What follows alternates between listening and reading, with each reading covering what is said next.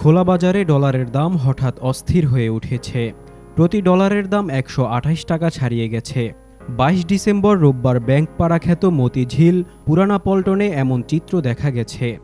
আজ সোমবার সকাল থেকে মতিঝিল ও পল্টনের বিভিন্ন মানি এক্সচেঞ্জে প্রতি ডলার ১২৭ টাকা ৭ পয়সা থেকে ১২৮ টাকায় বিক্রি করতে দেখা গেছে।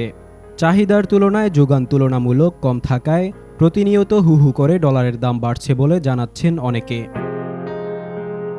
হঠাৎ ডলারের বাড়তি দামের বিষয়টি অনুসন্ধান করতে সরেজমিনে রাজধানীর কয়েকটি মানি এক্সচেঞ্জ হাউজে খোঁজ নেওয়া হয়।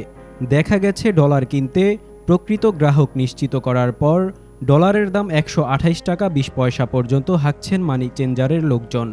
বেশি ডলার কিনতে চাইলে দাম কিছুটা কমে বিক্রি করতে চাইছে।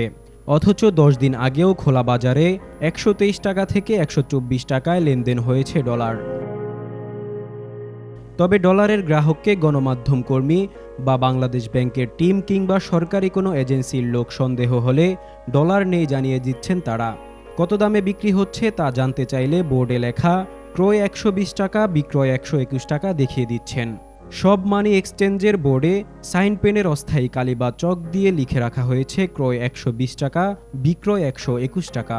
মতিঝিলের গ্লোরি মানি এক্সচেঞ্জের এক কর্মকর্তা বলেন, এখন ডলার সংকট, বিক্রি করতে পারছি না, আবার ডলার এলে বিক্রি হবে।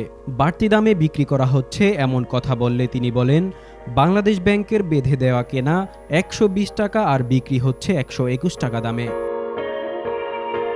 দিলকুশার গ্লোরি মানি এক্সচেঞ্জ থেকে বের হয়ে বাইরে দেখা যায় মানি এক্সচেঞ্জের এজেন্টরা পথচারীদের কাছে গিয়ে কানে কানে ডলারের বিভিন্ন দাম বলছেন। কম ডলার কিনলে ১২৮ টাকা ২০ পয়সা আর বেশি কিনলে ১২৭ টাকা ৭৫ পয়সা থেকে ১২৮ টাকা ২০ পয়সা পর্যন্ত দামে বিক্রি করতে চাইছে তারা। আবার ডলার কিনতে ১২৪ থেকে ১২৬ টাকা পর্যন্ত দাম দিতে চাইছে। তবে তারা কোনো মানি এক্সচেঞ্জে বা অফিসে যেতে রাজি নন, ফুটপাতে বা গলিতে ডলার বেচা কেনা করছেন। সরেজমিনে মতিঝিল ও পুরানা পল্টনের ২০টি মানি চেঞ্জারের বাড়তি দামে ডলার কেনা বেচা করতে দেখা গেছে।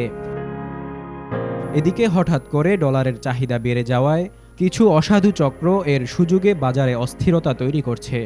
বিষয়টি জানতে বাংলাদেশ ব্যাংকের সংশ্লিষ্ট একাধিক দায়িত্বপ্রাপ্ত ঊর্ধ্বতন কর্মকর্তার সঙ্গে কথা বলা হলেও তারা নাম উল্লেখ করে কোনো মন্তব্য করতে রাজি হননি।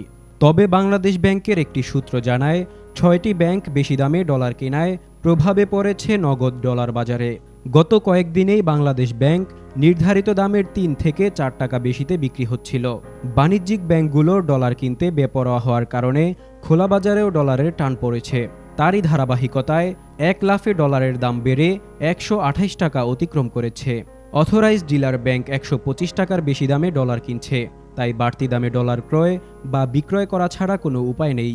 যারা বেশি দামে ডলার ক্রয় বিক্রয় করছে তাদের বিরুদ্ধে ব্যবস্থা নেয়ার উপায় নেই বলে মন্তব্য করেন মানি চেঞ্জার্স অ্যাসোসিয়েশন অব বাংলাদেশের সভাপতি MS জামান।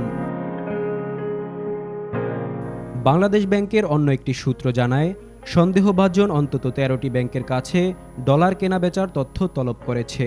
সংশ্লিষ্ট একাধিক ব্যাংক থেকেও এমন খবর পাওয়া গেছে।